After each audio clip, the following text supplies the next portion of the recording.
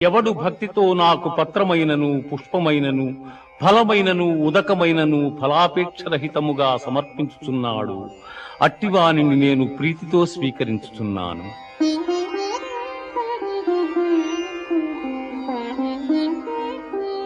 మన్మనాభవ మద్భక్తో మజ్యాజీ మాం నమస్కురు మామే వైష్యసి యుక్త్యేవా ఆత్మానం మత్పరాయణగా.